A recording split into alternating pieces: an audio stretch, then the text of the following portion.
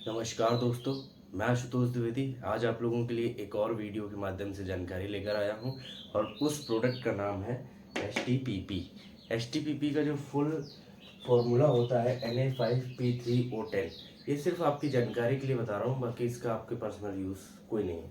तो आज हम इस प्रोडक्ट के बारे में चर्चा करेंगे कि ये क्या काम करता है, इसको कैसे यूज़ करते हैं, इसका पीएच क्या होता है, इसका एनालिसिस करने पर रिपोर्ट क्या आती है और इसको वॉशिंग पाउडर में क्यों यूज़ करते हैं, ना करें तो क्या होगा, कम करें तो क्या होगा, ज़्यादा करें तो क्या होगा, वगैरह वगैरह। इसको टेस्ट कैसे करें। ठीक, तो शुरू करते हैं।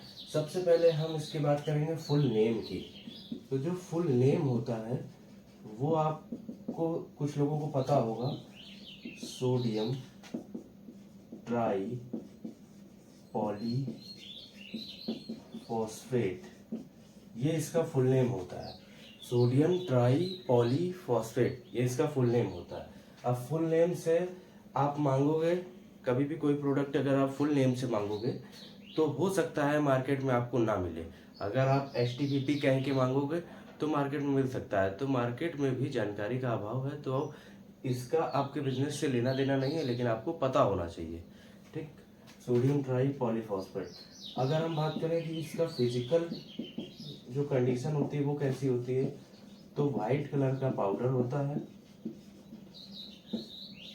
ग्रेन्युल्स में।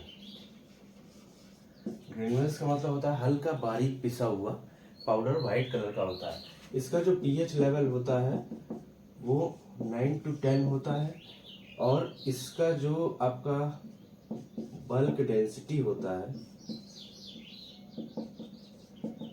तो वो 0.5 से 0.7 ग्राम पर ml होता है, यानी हल्का होता है। ये 0.5 से 0.7 ग्राम तक होता है।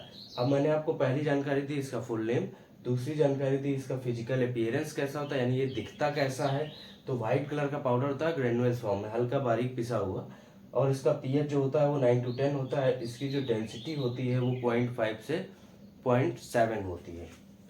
अब इसके बाद हम लोग बात करेंगे इसके यूजेस की, कि इसका यूज हम लोग कहाँ कहाँ कर सकते हैं। सबसे अहम हिस्सा है ये यूजेस। हर प्रोडक्ट का अहम हिस्सा होता है उसका यूज, कि हम इस प्रोडक्ट को कहाँ पर यूज कर सकते हैं।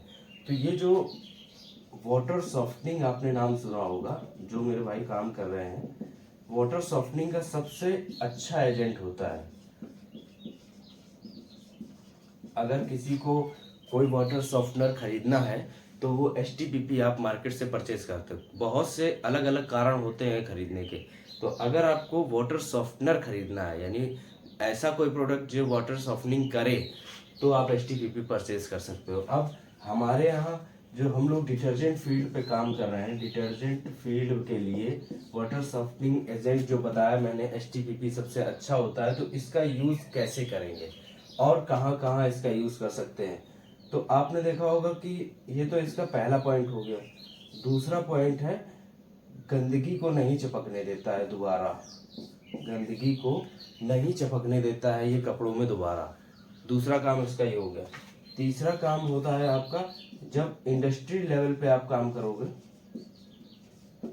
तो मशीनरी और बॉयलर, ये दो प्रकार के बहुत हैवी मशीन्स होती हैं जिनको साफ करने का काम करता है।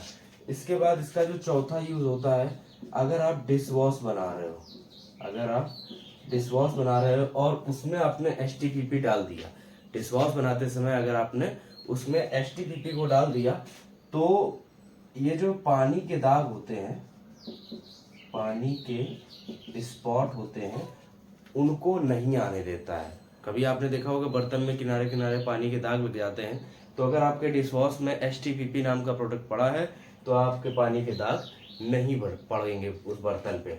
अब बात करते हैं इसकी टेस्टिंग की।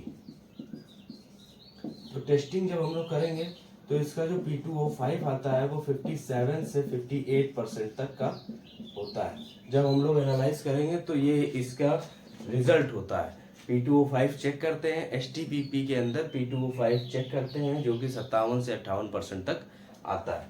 अब घरेलू नॉर्मल प्रोसेस क्या है इसको चेक करने का, तो पहला पॉइंट, वाटर में डिजॉल्व करके आप देख लीजिए। वाटर में आप जब आप डिजॉल्व करोगे तो जल्दी घुल रहा है, कुछ नीचे रह तो नहीं रहा है। अगर उसमें नीचे कुछ रह रहा है तो इसका मतलब है कुछ भी मिलावट है उसमें। दूसरा पॉइंट, आप किसी एक प्रोडक्ट में आप यूज कर लीजिए। प्रोडक्ट का मतलब क्या है, डिटर्जेंट में। इसको आपको थोड़ा सा आसान भाषा में समझा देते हैं। डिटर्जेंट पाउडर आप लीजिए, कोई भी पाउडर ले लीजिए, चाहे मार्केट से कोई आया है वो या अपना नया ले लीजिए। एक टब में आप उसमें फोम बनाइए, ठीक। दूसरे टब में वही सेम डिटर्जेंट पाउडर लीजिए और एचटीपीपी को थोड़ा सा मिलाकर उसमें झाग बनाइए। तो आप देखोगे क्या कि जिसमें एचटीपीपी आपने मिलाई है उसकी झाग बहुत ज़्यादा मात्रा में बढ़ गई होगी कंपैरिजन टू अदर वाले से। यानी जो पहले आपने झाग बनाई और जो बाद में बनाई एचटीपीपी वाले में, तो एचटीपीपी की झाग हाइट उसकी अच्छी हो गई होगी, यानी झाग बढ़ गई होगी। और साथ ही साथ उसकी जो स्टेबिलिटी यानी मरने की जो क्षमता है वो भी उसकी बढ़ गई है। यानी पुराने प्रोडक्ट की झाग जल्दी मर जाएगी और एचटीपीपी जिसमें मिला होगा उसकी झाग देर तक रहती है। तो इन दो तरीकों से आप चेक कर सकते हो कि आपका वॉशिंग पाउडर, आपका एचटीपीपी जो है वो वॉशिंग पाउडर के लिए यूजेबल है या नहीं है। तो इसी के साथ लगे रहिए, बने रहिए, सीखते रहिए और अपने व्यापार को आगे बढ़ाते रहिए। और हमारे चैनल के माध्यम से आप अपने ज्ञान को पुष्ट करते रहिए। Thank you.